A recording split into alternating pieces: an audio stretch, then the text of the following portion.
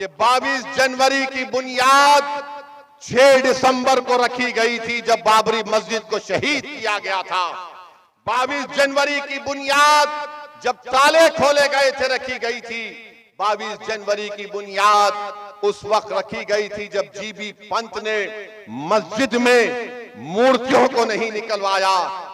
आज आप जब वोट डालने जाएंगे, पूछो डॉक्टर साहब से, डॉक्टर साहब तुमने अपनी जबान से लफ्ज बाबरी मस्जिद कब बोला था, वो बताओ। बाबरी मस्जिद का नाम लेने को तैयार नहीं है।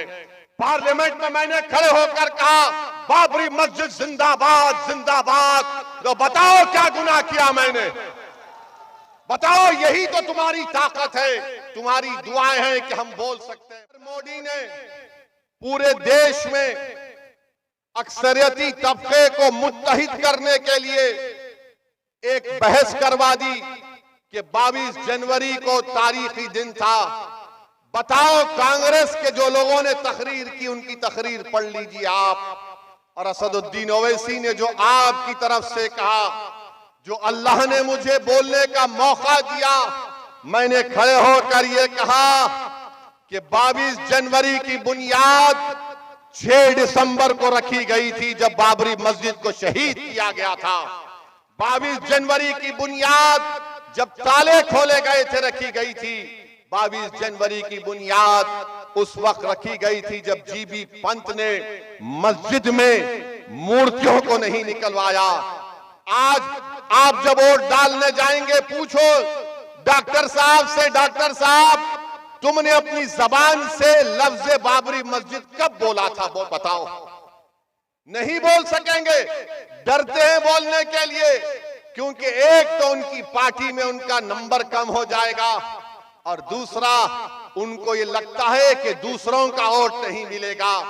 मैं ये सब कुछ पार्लियामेंट में आपके दरमियान में इसलिए नहीं कह रहा हूं कि मुझे तुम्हारा वोट चाहिए, मैं इसलिए कह रहा हूं कि मैं एक दिन मरूंगा और मुझे खबर में जाना है, और दोबारा मुझे और तुमको उठाया जाएगा, और रब्बे करीम सबसे ज्यादा पूछेगा तो हम लोगों से कि बताओ तुमको हमने मुकाम दिया था तो तुमने क्या किया, क्या कहा। मैं उस दिन के लिए ये कह रहा हूं, मैं सच्चाई को सामने रखकर कह रहा हूं, और सच्चाई यही है कि कोई बाबरी मस्जिद का नाम लेने को तैयार नहीं है। पार्लियामेंट में मैंने खड़े होकर कहा बाबरी मस्जिद जिंदाबाद जिंदाबाद। तो बताओ क्या गुनाह किया मैंने, बताओ। यही तो तुम्हारी ताकत है, तुम्हारी दुआएं हैं कि हम बोल सकते हैं पार्लियामेंट में। मगर डॉक्टर साहब किसका इलाज करेंगे जो खुद मरीज बने हुए हैं, वो किसका इलाज करेंगे। तो इलाज आपको करना है।